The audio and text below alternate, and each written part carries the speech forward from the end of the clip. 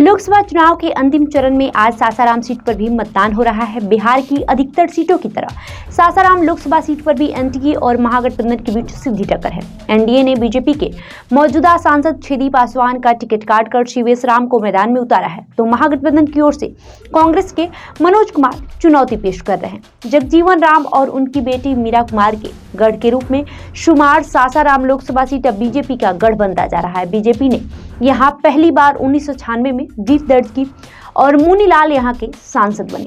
उसके बाद मुनीलाल ने 1998 और 1999 में भी जीत दर्ज की और हैट्रिक लगाई। हालांकि 2004 और 2009 में कांग्रेस की मीरा कुमार ने बाजी मारी, लेकिन 2014 और 2019 में बीजेपी के छेदी पासवान ने यहां से जीत का परचम लहराया।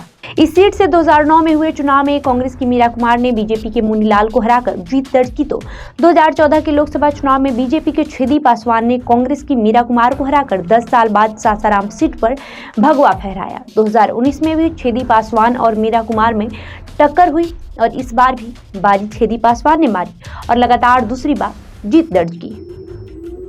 बाबू जगजीवन राम जब तक जीवित रहे, सासाराम लोकसभा सीट पर उनका एक छत्र राज रहा। 1952 से लेकर 1984 तक हुए सभी चुनाव में सासाराम से एक ही शख्स विजयी रहा, बाबू जगजीवन राम। भले ही अलग अलग पार्टी से चुनाव लड़ा, उनकी जीत का सिलसिला तभी थमा जब उनकी सांसें थमी। फिलहाल इस सीट पर बीजेपी का कब्जा है और इस बार बीजेपी के शिवेश राम मैदान में हैं, जो सासाराम से 1996, 1998 और 1999 में कमल खिलाने वाले मुनीलाल के पुत्र हैं। सासाराम लोकसभा सीट के अंतर्गत विधानसभा की 6 सीटें आती हैं, जिनमें मोहनिया, भभुआ और चैनपुर कैमूर जिले में है, जबकि चुनारी, सासाराम और करगहर रोहतास जिले में है। इन सभी 6 विधानसभा सीटों में से 5 पर महागठबंधन का कब्जा है, जबकि चैनपुर सीट से जदयू के जमा खान विधायक है। जातिगत समीकरण की बात करें तो यहाँ पर 22% सवर्ण मतदाता है। इसके अलावा 15% कुशवाहा और 20% दलित मतदाता है।